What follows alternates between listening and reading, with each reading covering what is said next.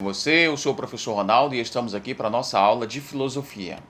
E vamos dar sequência ao nosso estudo dos mitos. Nós começamos estudando o que são os mitos, estudamos a mitologia grega, os mitos e lendas da Amazônia, e hoje nós vamos estudar os mitos nos dias de hoje. Você sabia que hoje em dia nós temos mitos? É um pouco diferente do que nós estudamos das histórias anteriores. Será que nos dias atuais ainda existem mitos? Em que sentido poderíamos falar de mitos hoje em dia? Quando ligamos a televisão, deparamos-nos com muitas figuras míticas.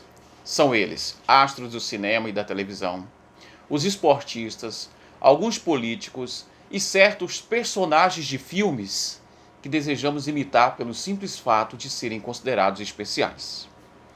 Nos desenhos animados, nos quadrinhos, algumas figuras chamam a atenção das crianças e às vezes até dos adultos. São os super-heróis, Homem-Aranha, Batman, Superman e outros que estimulam o desejo e os anseios que existem no inconsciente dessas pessoas. No mundo real, ninguém tem a habilidade do Batman. Nenhum homem pode subir pelas paredes feito o Homem-Aranha ou voar igual o Superman. Lembrando que o inconsciente é aquilo que não é consciente, é praticado lá sem consciência, tá? Digamos que é aquilo que a gente faz e não tem noção daquilo que está fazendo. A habilidade é a qualidade de ser hábil, tá bom? Vejamos.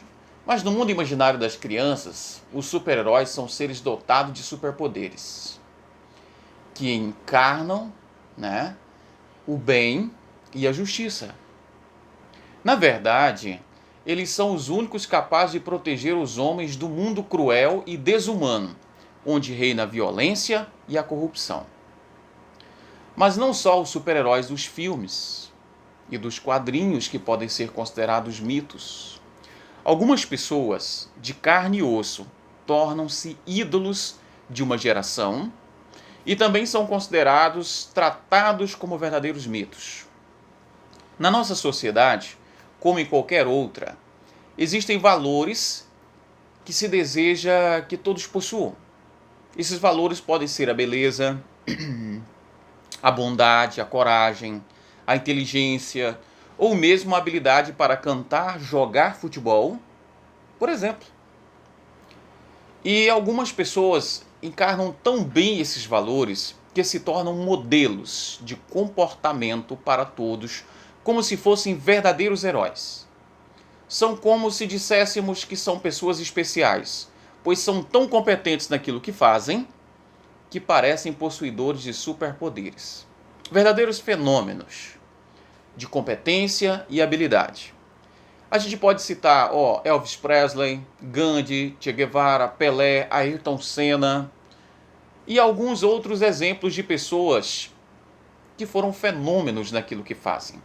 Na verdade, nossos ídolos, mortais ou imortais, são mitos na medida em que são modelos perfeitos para tudo aquilo que a nossa sociedade aceita como valores a serem seguidos. Há outro sentido para o termo mito, que é a ideia de algo que não corresponde à realidade. Como é o caso, por exemplo, a expressão mito da neutralidade científica, ou seja, é algo que não existe na realidade. Você deve ter notado que o sentido do mito hoje é muito diferente daquele sentido original que a gente estava falando. Porque quando falávamos de mito em nossos dias, não estamos falando de narrativas maravilhosas, fabulosas, sobre a origem do mundo, dos deuses, de pessoas ou tal. Mas nós estamos falando agora de pessoas ou coisas que julgamos modelo. Olha a diferença. Então o mito antes, ele era uma história fabulosa, uma narrativa fabulosa. Hoje, são pessoas que são modelos.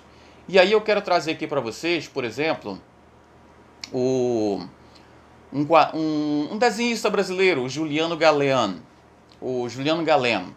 Ele mostra a concepção de alguns super-heróis brasileiros. Está lá na sua apostila, dá uma olhada, que são os brazucas, né?